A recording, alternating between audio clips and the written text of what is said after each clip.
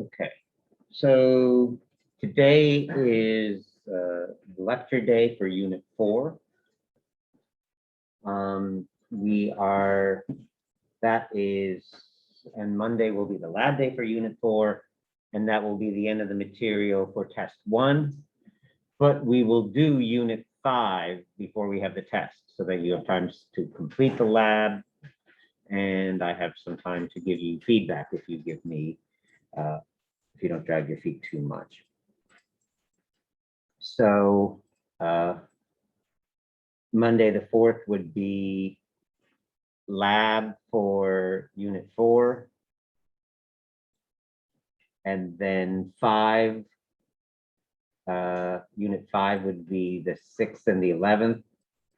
And so a possible test date is the 13th. And then we're off the 18th and 19th. So another possible test date is like 20th. So you need to tell me when you have other major exams. So we're not deciding that today, but you should let me know.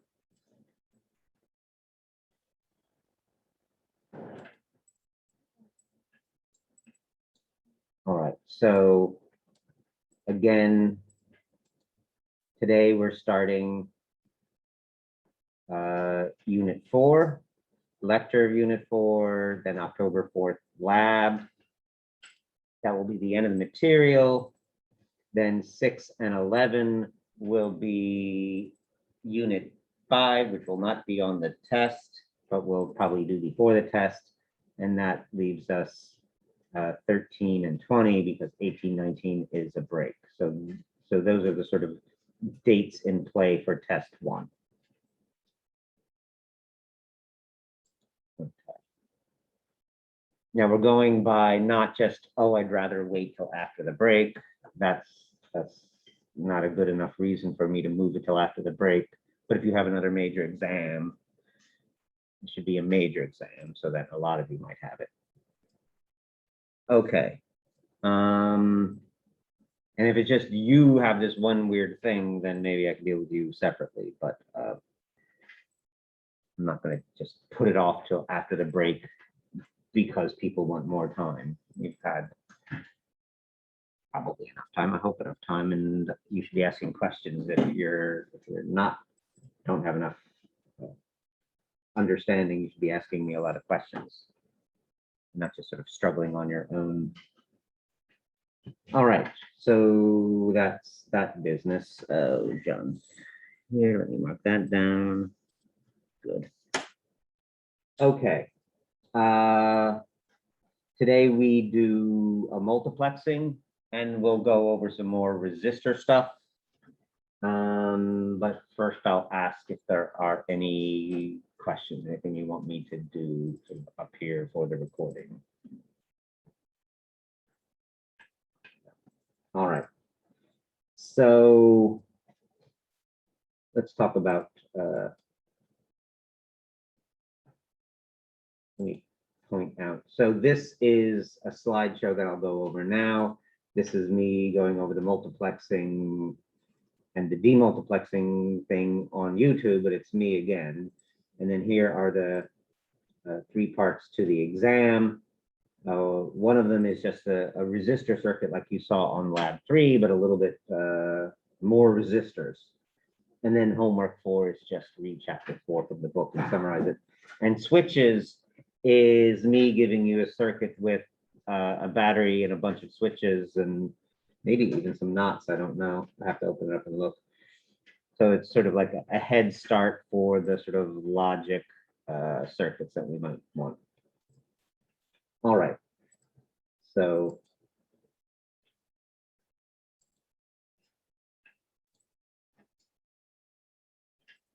here we go.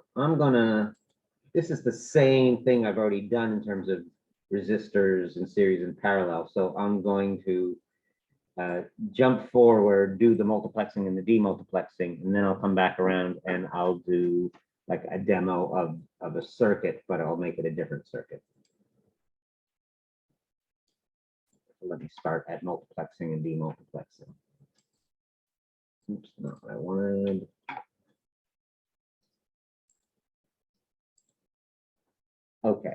So multiplexing and demultiplexing, you might have heard the terms multiplexing and demultiplexing in your data communication course. It's not a requirement for this course, so you don't have to have had that course, or if you had that course, you don't have to have remembered that, but that it's just a place, just sort of situating you. This is a term that you might have heard before, and it's because what you do in data communication so much is communicate, and to communicate, you send information from one place to another, and information is bits. So we're going to be, as we always are in this course, at the very, very lowest level. And we're going to try to send like a bit from one place to another. So we're going to choose who gets to send the bit, and we're going to choose who gets to receive the bit. And we're going to do it at this lowest level, electronic level. So, and sort of, do the logic of picking a source and do the logic of picking a destination. And picking is addressing. You pick things. I have a bunch of you, and we identify you around here by sort of maybe, you think it's your student ID, but that's the sort of not quite, there's a more behind the scenes ID called the PITM. And so I'm identified by the school by my PITM, and so are you. So it's a normal thing. You should be used to it in computer science, that you identify things by numbers. And so we're going to give our sources all a unique number. We're going to address them, and we're going to give all our destinations a number and address them. And so it's about picking something by putting in its address.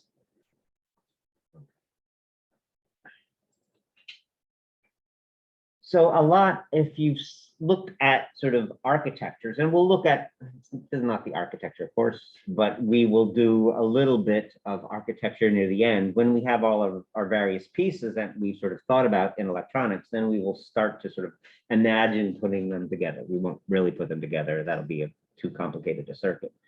But we'll imagine putting them together and talk about sort of an architecture. And when you look at an architecture, what you find is most of what's going on is moving stuff around. I have a line of code in memory, and that tells me that's an instruction that tells me to do something, and I've got to move it to a place which understands instructions. And then that instruction requires some data, and I've got to move the data to wherever I'm going to perform the instruction. And then I perform the instruction and I get some data, and then I want to remember. And so then I have to move that answer to someplace where I'm storing it. So someplace on like one of those things, I did some calculation, got an answer, but everything else was moving the code to the place that understands instruction, moving the data to where you're going to perform the operation, and performing the operation, that's different, and then moving the answer to where you're going to store it. So I talked about sort of 4 things. 3 of them were moving, only one of them was actual, computation. So moving things around is a lot of what you do. So we should understand it. That's that's today's topic, multiplexing and demultiplexing. Choosing a source is multiplexing, choosing a destination is demultiplexing. Okay, so if we want in an architecture, if we want different things to communicate, one possibility, let's imagine that we're doing wired, that we're working with a wired system. Then one possibility is just to have a wire between any 2 things that might want to talk. So imagine that, like, let's do a wired system, because then you can sort of see the complication.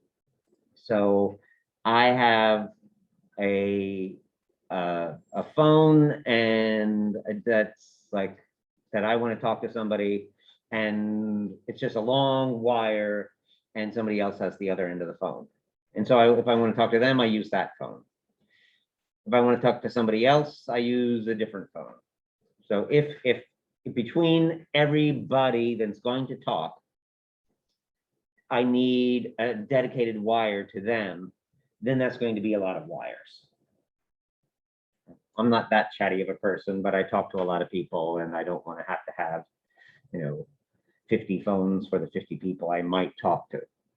So I need, so that's no good. So what we usually have is shared information channels, that there are channels which can be used by anybody. And then we just have to work through the sharing. We're not going to worry too much about, there's two aspects to this. There's the sharing of the channel, and then there's the directing of who gets to put the information on the channel, who gets to take the information off the channel. And then that's more, that sort of directing is more what we're going to be talking about today. But there's also a question in multiplexing and demultiplexing of how you're going to do the sharing. And we're not going to worry too much about that. That's more, when you're working with wires, the sharing is about timing. And we want to we're still at a level where we're focused on logic and not on sort of timing. Timing's a little beyond us right now. So we're worried about the logic of picking sources and picking destinations. Okay. So we have a shared channel. Instead of having wires between all the pairs of sources and destinations that might want to communicate, we have one channel, and all the sources have a connection to the shared channel, and all the destinations have a connection to the shared channel. And then we just have to do this picking. At this given instant, who is the source that gets to put their information on the wire, and who is the destination that's taking their information off of the wire.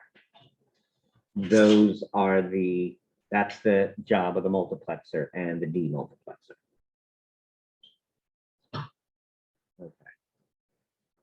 So we have more than one source, more than one sender, and we want to pick the one that gets to be on the carrier. If you have a channel that can hold more signals at once, then your job isn't who gets to use the wire. Your job is, how do I distinguish one signal from another? And that is just some vocabulary review that you might have seen again in Datacom 220. There's frequency division multiplexing. So that means that I have like the airways, if you're doing anything wireless, then you can put many signals out into the air at once, and then we have to have some way of distinguishing the signals. So if you are old-fashioned enough to listen to the radio, then there are lots of radio stations, there are lots of sources, and then they have that you tune into them. So then you pick a frequency when you're tuning frequency, and that is how the sharing. That's how the sharing is done. By everybody gets assigned a frequency, and then their signal is just put out on that frequency so it doesn't interfere with other people's signal. And then the people who want to hear that signal will tune into that frequency. That's frequency division multiplexing. Time division multiplexing is when you have more like a wire, and then that only supports sort of one signal at a time. And then you do a take turns. So you give people turns very rapidly, but you give people turns, and that's time division multiplexing. If you have cable, that's a wire, but it's a a thick enough wire that can support multiple frequencies. So it's not always that this is that frequency division multiplexing is always wireless, and time division multiplexing is always wired. There are wires. If you have cable TV, you have a wire that uses frequency division multiplexing. You still, pick the channel you want to watch. Okay. So that's more review or vocabulary. Review if you've had 220 or new vocabulary for this course, so it might appear on a test as like, a fill in the blank or tell me about multiplexing, a little essay or something like that. For me, a little essay is like, 3-4 sentences, get out. It's not write pages and tell me everything you ever knew. Besides, my tests are open book, and so I don't want you to just find everything there is to find on the internet and paste it into a document. I don't want to read that much. Okay.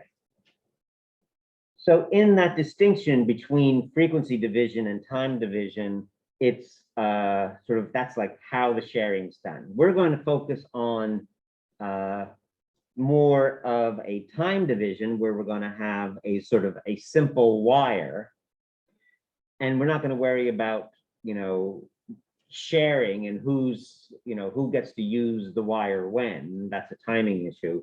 We're going to worry more about how do we pick a source, how do we pick a destination. So the logic of choosing. So here's this picture. I stole it from an old 220 book when I taught 220 a million years ago. And we have a bunch of sources. They label them 1, 2, 3 because they're not good computer scientists. They should have started with 0, of course. And then there's some box called the multiplexer. Then there's sort of a single, for us will be a single wire, a shared channel. And then a demultiplexer, and the destinations are chosen, are connected to the demultiplexer. And we're worried about, of the sources 1, 2, 3, whose bit, whose signal, which is just going to be for us at one given instant, a bit, whose bit gets through to the shared channel. So we're going to pick one to get through, and everybody else is going to be blocked. And then on the demultiplexer side, we're going to do the opposite. That one bit's going to come on that shared channel, and then one of the destinations is going to receive it, and the other destinations are going to get nothing. And so that's what we want to, this picking process is what we're doing. Okay. So just vocabulary stuff. Within time division multiplexing, there's a simple sharing, everybody gets their turn, and then there's statistical time division multiplexing, and that is the people with more to say are going to get to use it more often. So there should be some sense of fairness, but we don't want to give you a turn if you don't have anything to say. That would be wasting the turn. So, all right, enough vocabulary. Let's start doing some logic. Okay. So in multiplexing, we are picking a source. We have multiple sources. We are going to pick one of them. So to pick one of them, the first thing we have to do is distinguish them. And to distinguish them, we are going to assign them numbers. We are going to address them. And so we need some way to label them, identify them, assign them with numbers, and then we're going to have to do our usual binary thing. We're working in binary, of course. Then we'll have to do our usual binary thing of, if I have 35 sources, then how many bits do I need to distinguish them as we'll start saying, address them. So that 2 to the n question comes back around. So if I have 5 bits, then I can distinguish 2 to the 5 things, which is 32. And so my previous example was I had 30 5 sources, so 5 bits isn't enough because that would only give me 32 distinct things. I'd have to go for 6 bits. Okay, so those counting questions come in.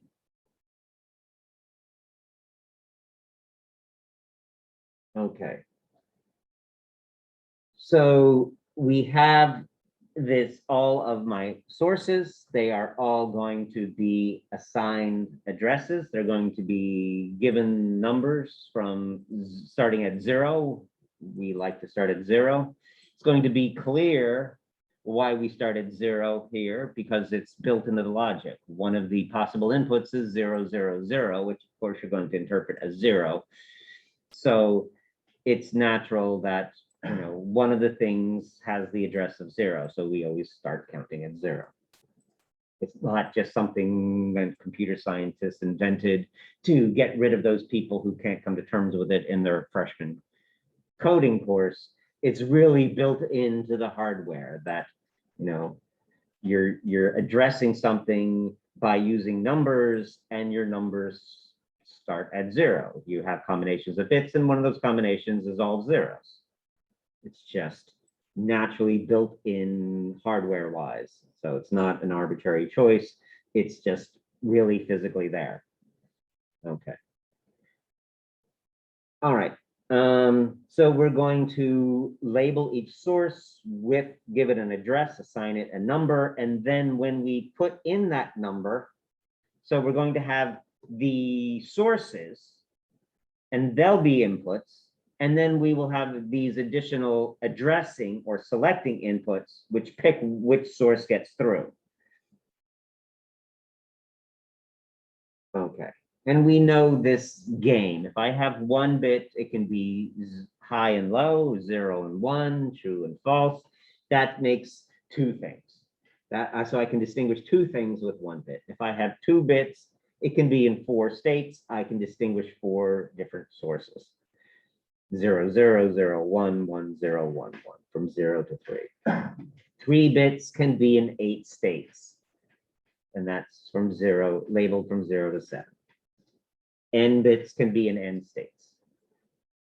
Okay. I'm perfectly happy if you give me formulas when I ask you a question, but some people, for the physical address, answered the question 2 to the n. And you have to tell me an n is 48. So you can say 2 to 48, or you can say 2 to the n, where n equals 48, but you can't just say 2 to the n. That's not an answer to the specific question. Okay. So again, some more vocabulary. A multiplexer is also called a mux. So if you're a cool nerd, then you'll say mux instead of demultiplexer. It's easier to spell. You're going to have the data inputs. Again, the job of the multiplexer is to pick from a number of sources. So you're going to have these data inputs or sources. It's going to go out onto a shared channel. There will only be 1 output. But in addition, there will be the select outputs. Okay.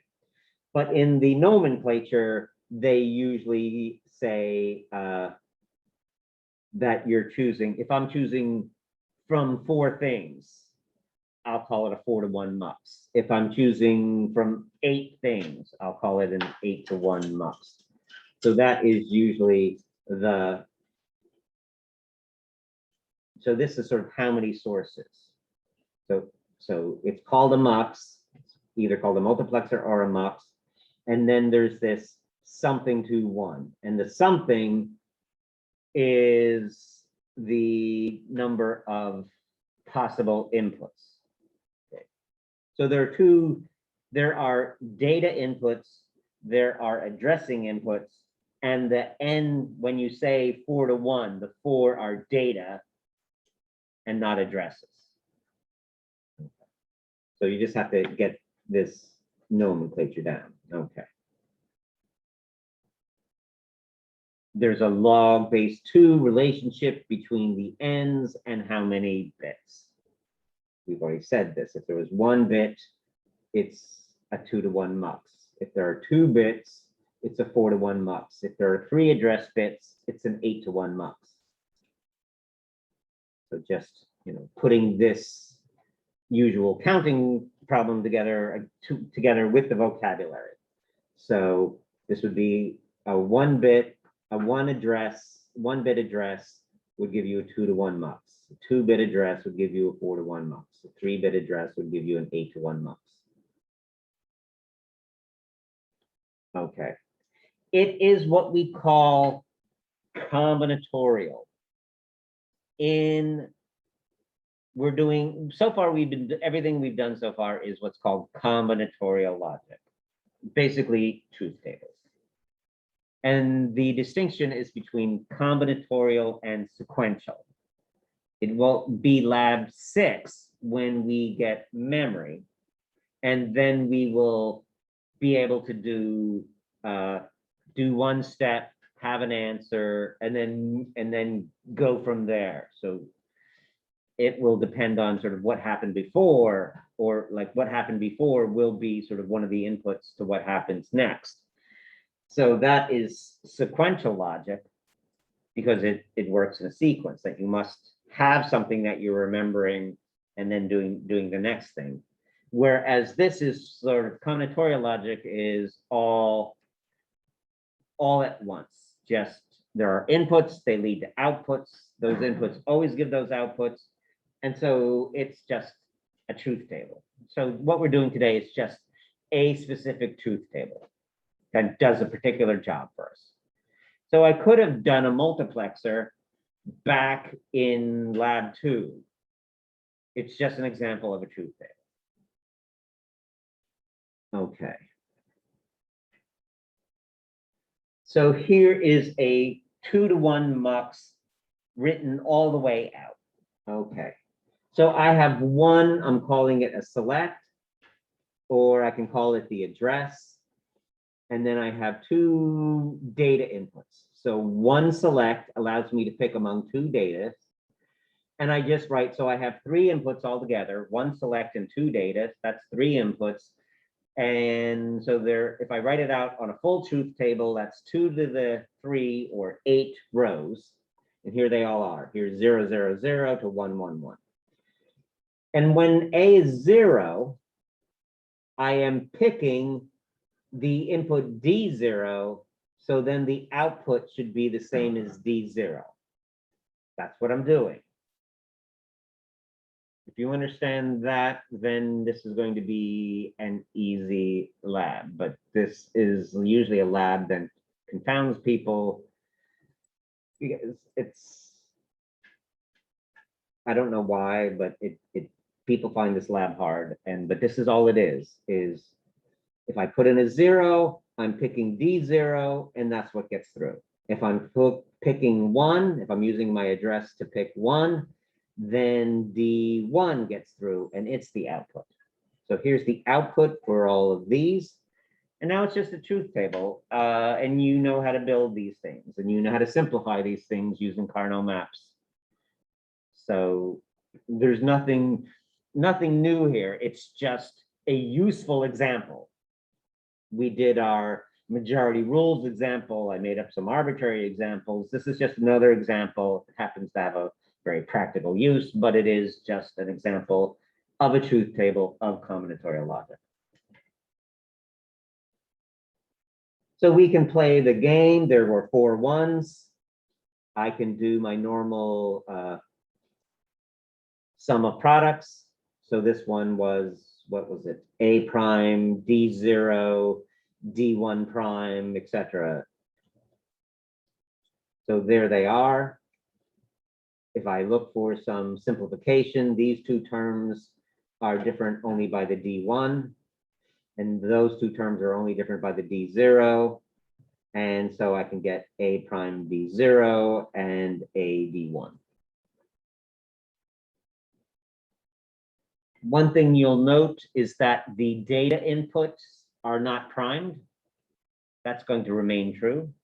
The data inputs will not be primed. The A, the addresses, will appear in all the combinations. So here's A prime went together with D0 and A went together with D1.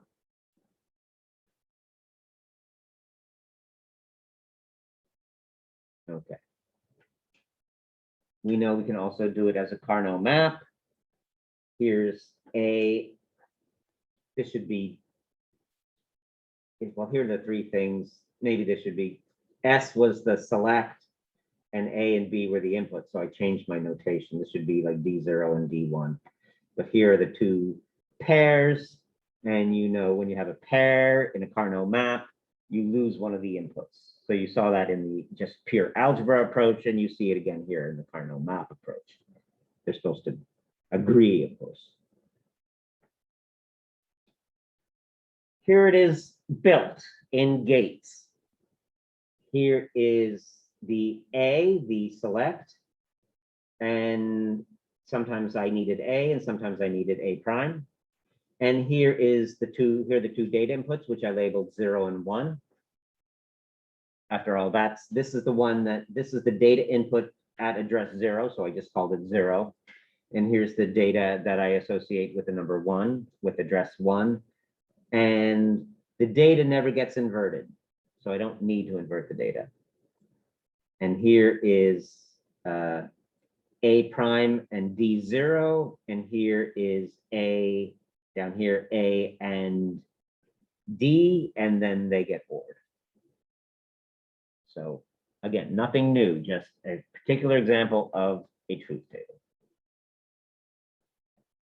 If I build this, okay, so let's imagine I have it built. Right now I have A high, right? A is connected to the high end of the battery. So I'm putting an address of, I have addresses of 0 and 1. I'm putting in the address of 1.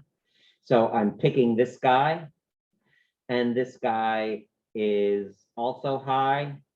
So this probe is lit. If I flip switch 1, you would see the probe flicker on and off. Not flicker, but as I flip the switch, it would respond. And if I flip switch 0, you won't see any effect. It's 1 that's getting through right now. If I were to change the address, if I flip A to low, then 0's getting through, and you would find if I flip switch 0 up and down, then you would see the probe responding. So it's just a matter of who's getting through. So right now, here's the output of the multiplexer. Right now, 1 is getting through, and 0's being blocked. That's what we're doing. It's the logic of who's picked. It's a picking logic or an addressing logic. Right now, we are picking 1, and 1 is getting through, and 0's not getting through. Okay. Let's do 4 to 1. I'm not going to write out the full truth table for 4 to 1 because it wouldn't fit on a slide. And I'm lazy.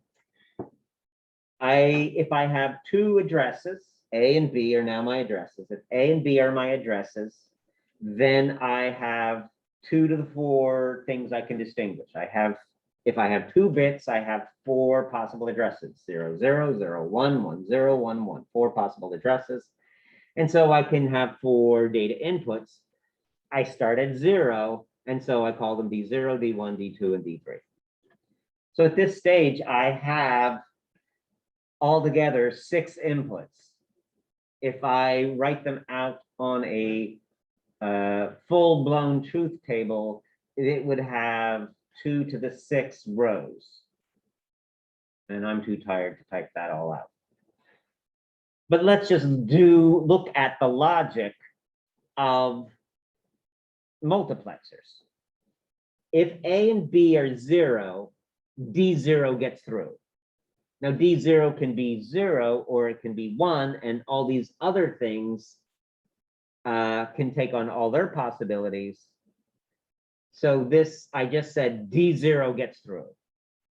That really corresponds to, what is that? 2 to the 4, 16 different rows. But it's, I'm just saying, doesn't matter what D1 is, D2 is, doesn't matter what any of those are, D1 gets through. If I put in A is 0, B is 1, I'm going to say that that's address 1. I'm going to imagine that B for me right now is the 1's place and A is the 2's place. So 0, 1 is a 1. And I'm going to say D1 gets through. If I put in address 1, 0, then that's address 2 and D2 gets through. And if I put in a 1 and a 1, then I'm going to say that's address 3 and D3 gets through. That's what I'm building. Here it is. You want to write it all the way out? You can do it. It's a 64-row truth table. And then, I don't know, maybe you'd have, if you did try to do Carnot math, maybe you'd have, 3 things going across and 3 things going down. But here's the logic. The A and the B are the addresses. We're going to see all the combinations of A and B. Here's not A and not B. Here's not A and B. Here's A and not B. And here's A and B. Yes, no, maybe you see all the different combinations of A and B are appearing. Here, A and B, A has to be inverted and B has to be inverted. So I have access to A and not A, B and not B. And right now, here's not A and not B. Here's not A, but B. Here's A, but not B. Here's A and B. So all the combinations of A and B appear. The data is never inverted. And each data goes to one of the AND gates, because that's what we're doing. We're picking when A is low and B is low, we're picking 0 to get through. So it gets ANDed with that pairing. One gets with its pairing, 2 with its pairing, 3 with its pairing. So all the combinations of A, B appear, and then each data gets associated with one of those combinations. That's a multiplexer. So instead of grinding through a 64-row truth table, let's just think about it. When right now I have what? A is low. A is connected to the low end of the battery. B is high. So I'm putting an address of 0, 1. So that should be 1. And so this is the guy of 0, 1, 2, 3. I think I don't have it on. 1 is coming. 1 is the chosen one. So A is low. So this is a low and this is a high. And B is high. So this is a high and this is a low. So this is low, high, high, low. These wires at this stage in this setting. And an AND gate, you want, so all the other AND gates are getting for sure a 0 from, so this is a low, so this AND gate gets a low. This was a low, so that gets a low, and this guy gets 2 lows. So the U3, U5, and U6 are all getting 0s, which definitely sort of kills the AND gate for having anything coming out of it. This guy is a 1 and a 1. So this is the AND gate that has a chance of giving me something other than 0. And then the other input is this 1. And so if this guy is 1, I get a 1 out. If this guy is a low, I get a low out. And I think I made the mistake of copying this when it wasn't turned on. So that's why it's not lit up. Questions? Part 1 of lab 4 is build this thing. So you just come to this slide and you build your own version. You can't take the picture off my slide and just drop it into Multisim. That doesn't work. I know students have tried. but you just have to build your own. So, all right. So that's part one of the lab. I'm telling you, like, remember, slide 28 is the, okay. So the A and the B were the addresses. They are going to be in all the different combinations. Low, low, low, high, high, low, high, high. Those are associated with numbers. 0, 0, 0, 1, 1, 0, and 1, 1, or 0, 1, 2, and 3. And then we use 2 selects to have 4 addresses to distinguish 4 things. And the thing that we pick in the select input is the bit that gets through to the output, which is then put on the shared channel. And so we call these things addresses. Okay. Demultiplexing is the other side of the communication channel. I have one piece of data, one bit coming in from my shared channel.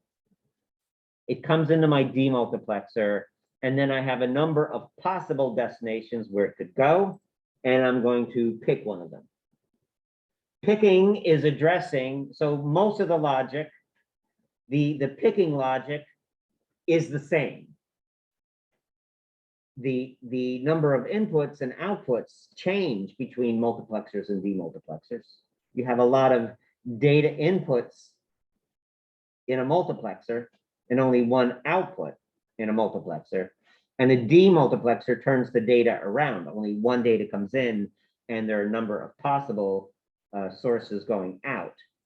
But the selecting part is the same. So a multiplexer and a demultiplexer are going to look an awful lot alike.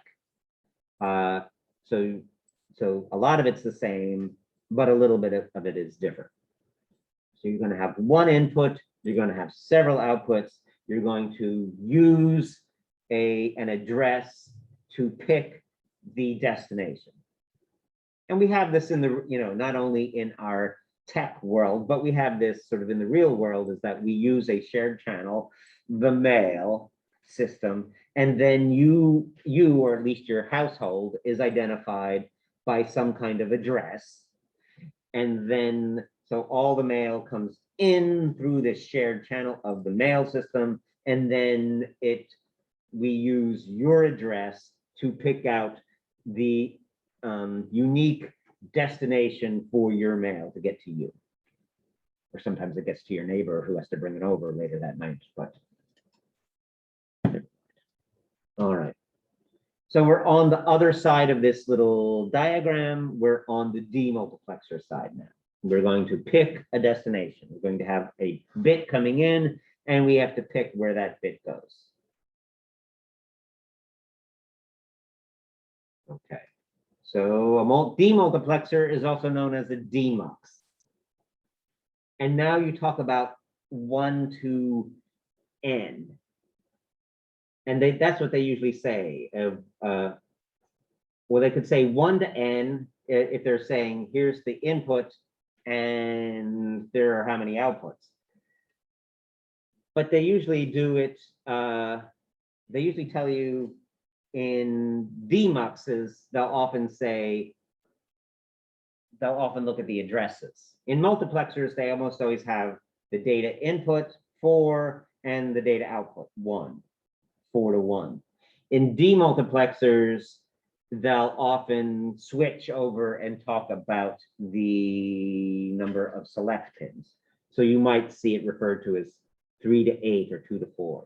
So they'll sometimes make a switch in demultiplexers to counting the number of address inputs.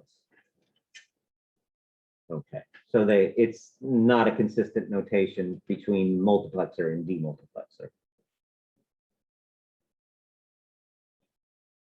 Okay, again, it's combinatorial logic.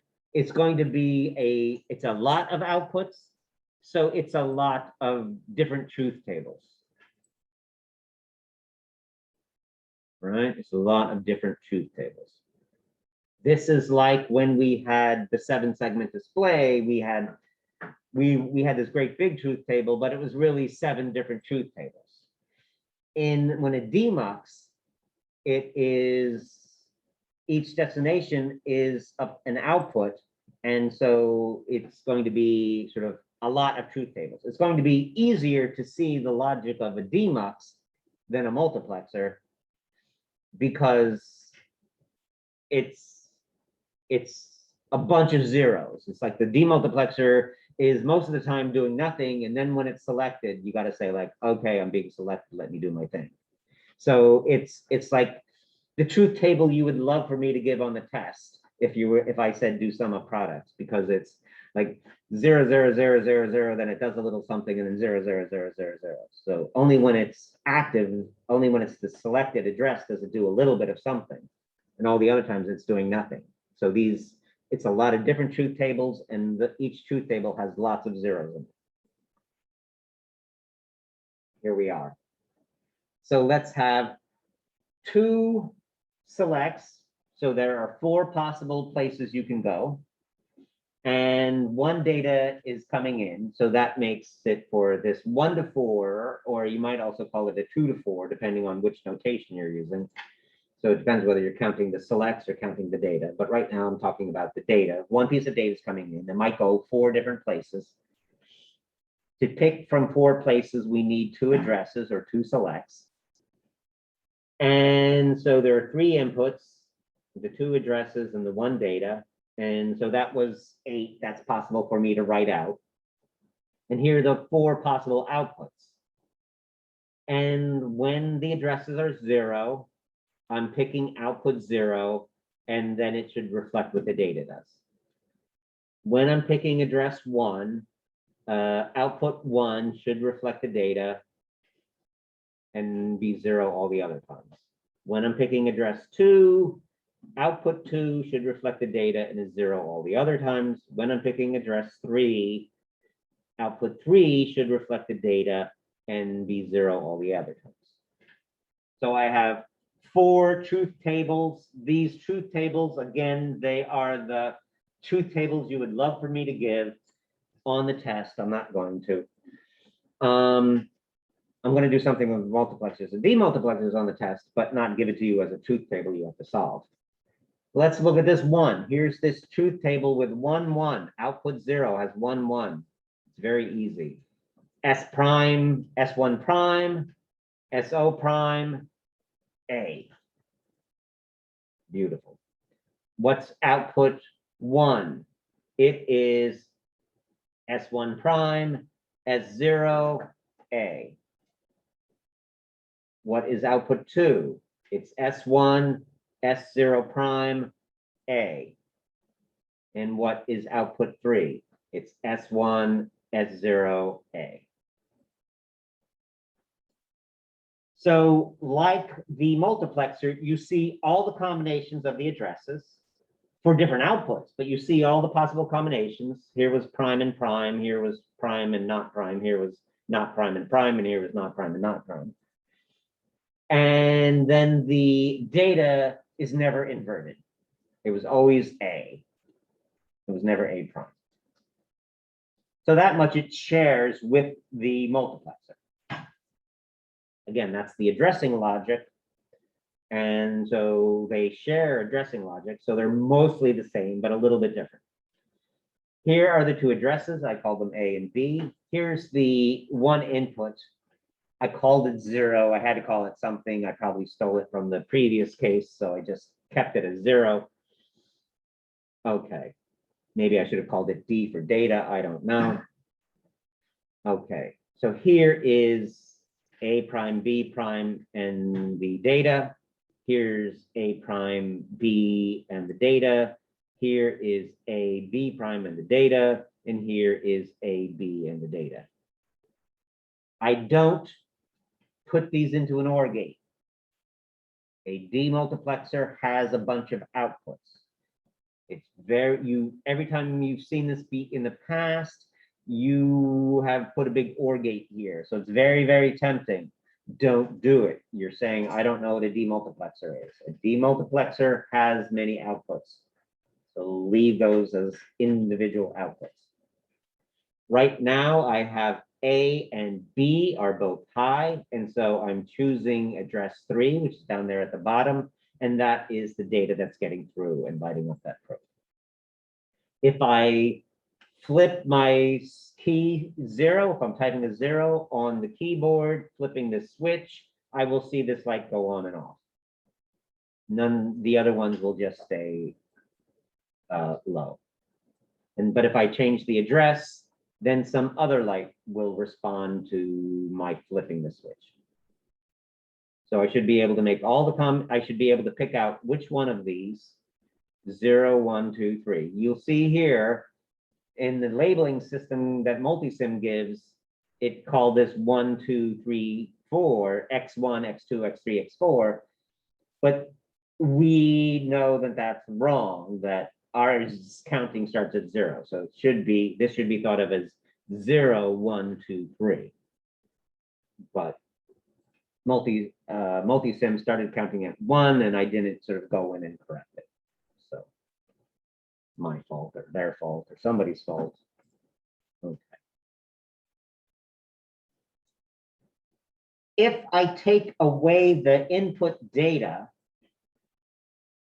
so right now with the demultiplexer, what am I doing? There's one piece of data coming in and I pick where it's going to go. If I take away the data, I'm just picking something. That's another thing I need to do. That's called a decoder. Okay, so if I make an even simpler circuit in which I take away the data input, I have what's known as a decoder. So I'm picking one thing, I have a bunch of things, and I'm picking one of them, and I'll pick one of them to be high and the rest to be low. Sometimes you do the opposite. Sometimes you pick the one you want to be low and the rest to be high. So here's a decoder. You have the addresses. We throw away the data input. We're just picking something. We're just going to pick it, but we're not sending it data necessarily, but we're picking it for whatever reason. Maybe it has data for us. We'll talk about that in a minute. But maybe we have a bunch of things and we need to pick one. It's not necessarily a destination of data, but it's there are a bunch of things and we're picking one. So here's the logic. The logic of addressing. S0 and S1 are my two select or addressing inputs. And I have a bunch of outputs. I labeled 0, 1, 2, 3, or I'll say I addressed them. And again, it's 4 different truth tables. And this one's S1 prime S0. This one is S1 prime S0. This one's S1 S0 prime. This one's S1 S0. So prime prime, prime not prime, not prime prime, not prime not prime.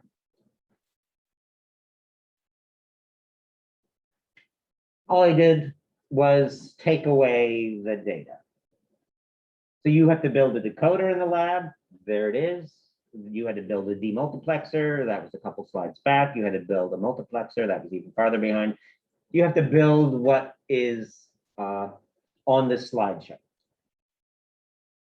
And then you have to operate it. So I'll say, do this and take a screen capture, do that and take a screen capture. So you have to build the circuits and operate the circuits. Okay. So now I'm going to tell you a little bit about memory and what RAM is. So we haven't talked about memory yet, but we will develop a circuit that will hold a bit, and that will be known as a flip-flop.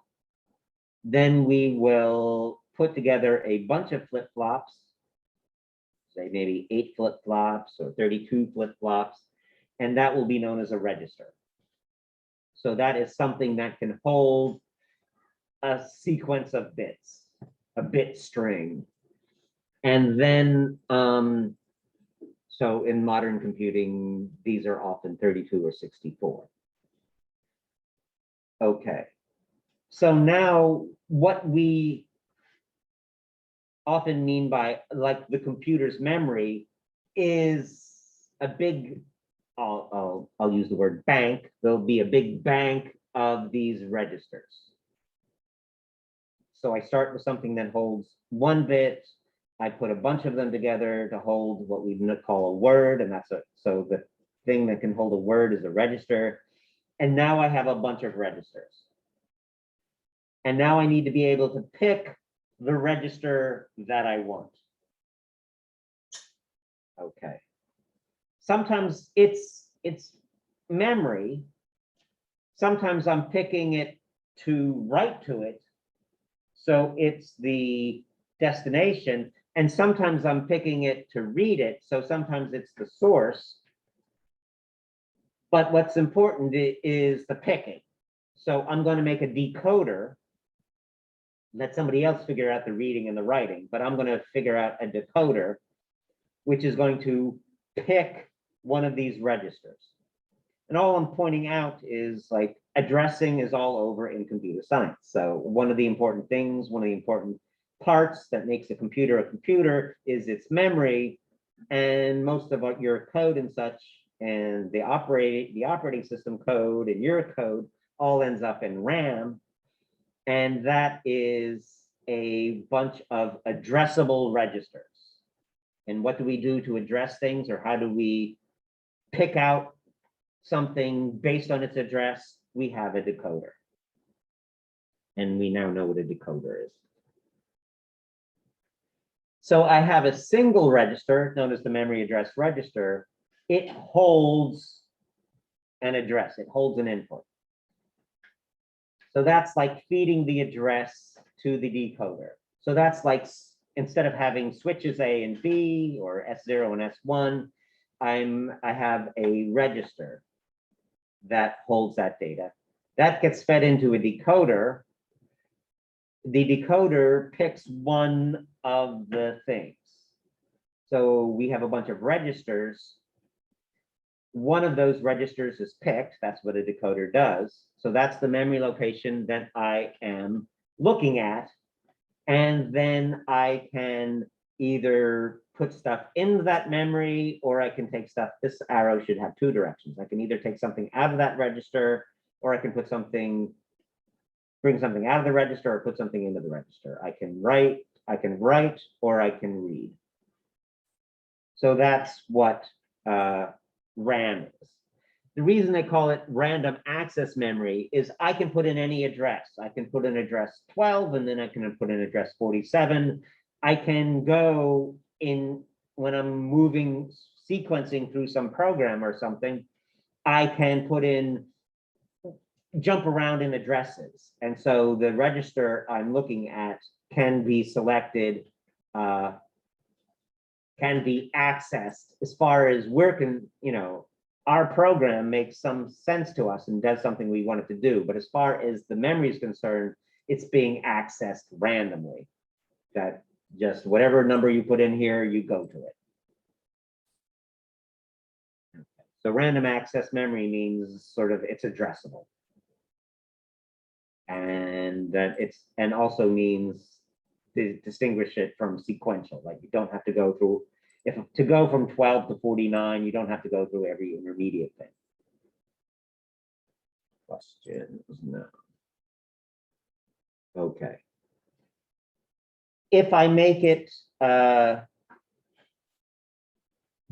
memory can only be read, or at least mostly read, then I have ROM. But ROM is still something that needs to be addressed. So there are a bunch of things stored in ROM, some information stored in ROM. I want access to it. I select the thing that I want, and mostly I read it. So here is sort of some logic of ROM. It's mainly a decoder. I have these outputs of the decoder, and then I have some wires, and this is just the logic of it. I have some wires sort of going the opposite way, and I have something sort of logically the equivalent of a fuse. So a fuse can be something that's open or closed, and so this here, that I'm going to imagine this, there's no dot here. So not, these aren't all connected. If there's any connection, it's through the fuse. And so there's no connection here. That one's open, but these other ones are closed. And so I can put in an address that picks one of these. And then I can look at down here, and where there's connections, I'll get high. And where they're not connections, that will stay low. And so I can have these fuses, whether they're connected or not connected, are data. And because of the decoder on only one of these lines being high, it's addressable data. And that's what you want out of ROM, addressable data.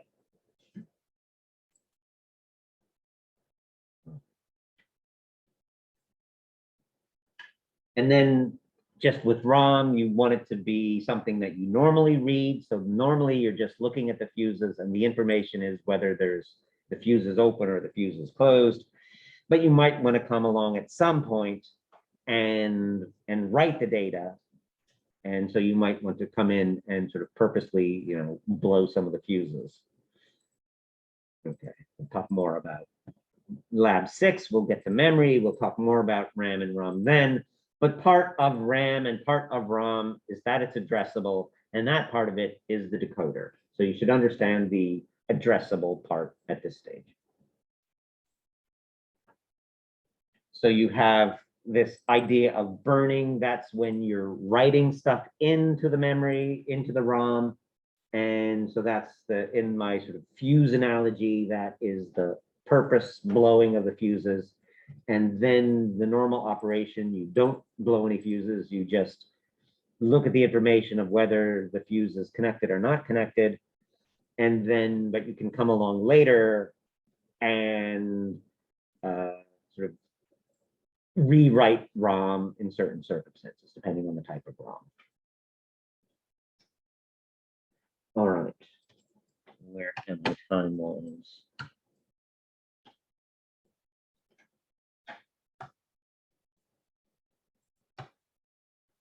Uh, 10:32.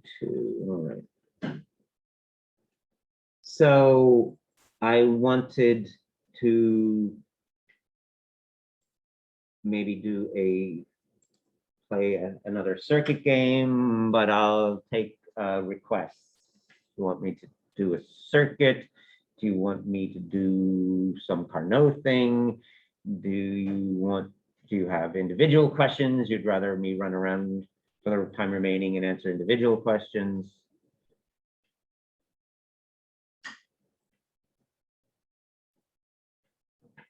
Nothing. All right. Let's start with a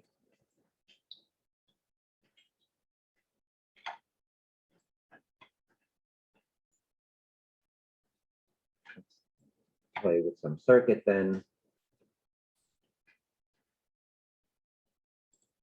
So here's some DC power, ground. Move over to basic. I want some resistors. 2.61, 4.02, 3.57, just grabbing things like random, 2.74, 215, 187. That's pretty enough. What do I want?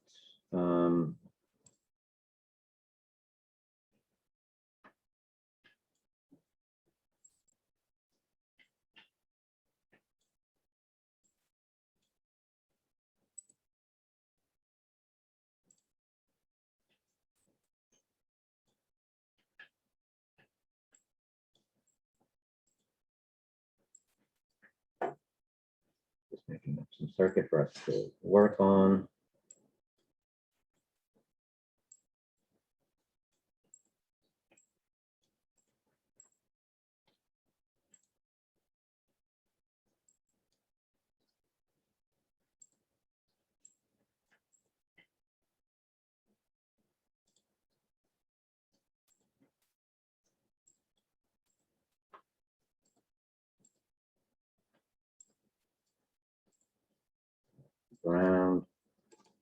Okay.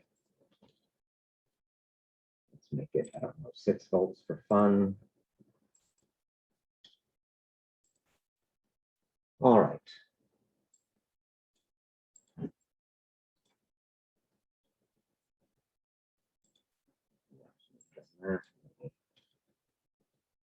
And I'm going to put an ammeter in here like I did before.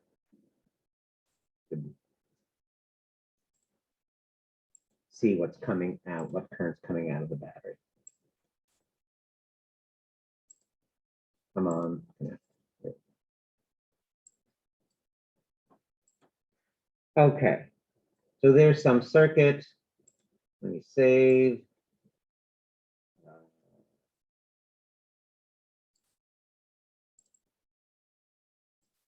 Let's say resistors 929 or something. So we're looking to simplify this circuit. And so we look for series or parallel. What do you see?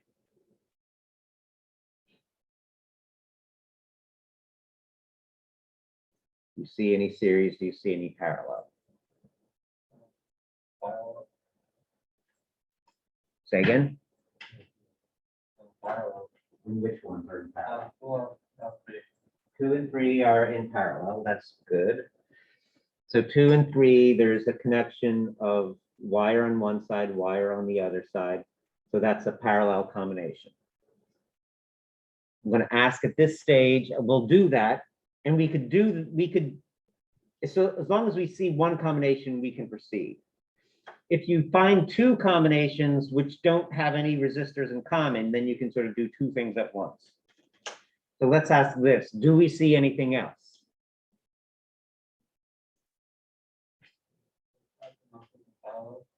Say again?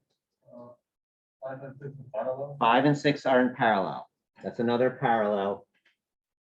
There's a connection of wire on one side. There's a connection of wire on the other side. People keep thinking parallel means that they are like parallel geometrically. Parallel is about connections. Everything in circuits are about how they're connected. And parallel means there's a wire connection on one side and on the other side. So he's right. These are also parallel.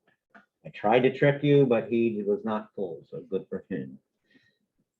So these 2 are in parallel. Those 2 are in parallel. Is there anything else you see at this stage? We have enough to do. We don't need to see any more, but there is one more thing that could be seen.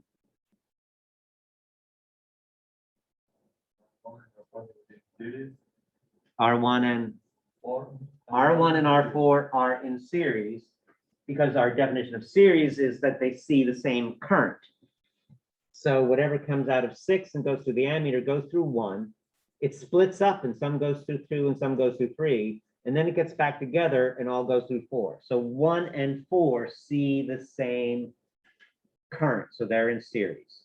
So if we want at this stage, we could combine 1 and 4 in series, 2 and 3 in parallel, and 5 and 6 in parallel. You don't have to see that all at once, but you can see it. Sort of you can deal with things. Don't mix things up. Don't start, if you were going to say 2 and 3 are in parallel, and then that's in series with 1 and 4, then you are probably trying to do too much at once. You want to do that. You want to do the parallel and then do the series. But if you've got independent resistors that are in completely different groups, then you can see it. And so 1 and 3 could be in series. You'll pick it up later if you don't pick it up right away. 2 and 3 were in parallel. That was probably the obvious one. They look visually in parallel. 5 and 6 are also in parallel. I'm quickly running out of time, so I'm not going to finish. But let's do a little bit. And so 2 and 3 are in parallel. So I'm in scientific mode 4.02, and I'll do a 1 on plus 3.57, and I'll do a 1 on, and I'll do an equal, and I'll do a 1 on. So that's a 1.89 for that 2 and 3. The 5 and the 6 were in parallel. That's what we saw next. 2.15, 1 on, plus 1.87, 1 on, equal to do the addition, then 1 on. So that's basically 1. And then finally, we saw that R1 and R4 were in series. So that's just an addition, 2.61 plus 2.74. And that's 5.35. So at our next step here, we could make those replacements. This guy will now be 5.35. And that will get rid of this guy. And then this guy will get rid of 9.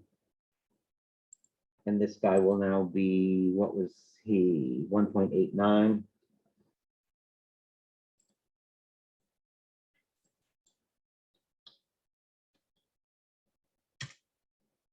And then this guy, let's get rid of that guy.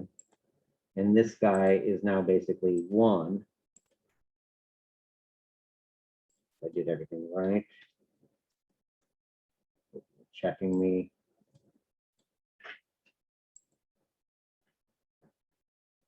And we're getting the same current out of the whole thing. So that is consistent. Then these would be all what? Those are all in series, so that's just an add.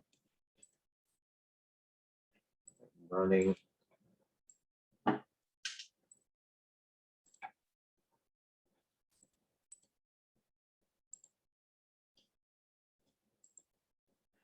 And so what is that? Lost my calculator. 5.35 plus 1.89 plus, no, I lost. 5.35 plus, the hell am I doing? 5.35, I can't add. 1 plus 1.89 plus 1 should be 8.24.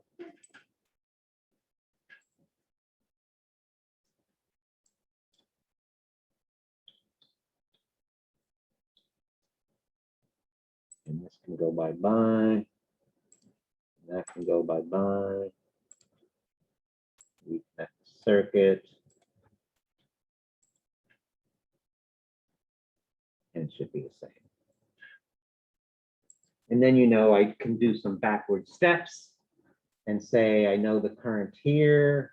So I know the current there, there, and there. So I can find the voltage there and there and there. And then when I know the voltage, I can take another step backwards and say these two have this voltage, and then I can find their currents. But I'm out of time, so I will stop there. Stop recording, okay.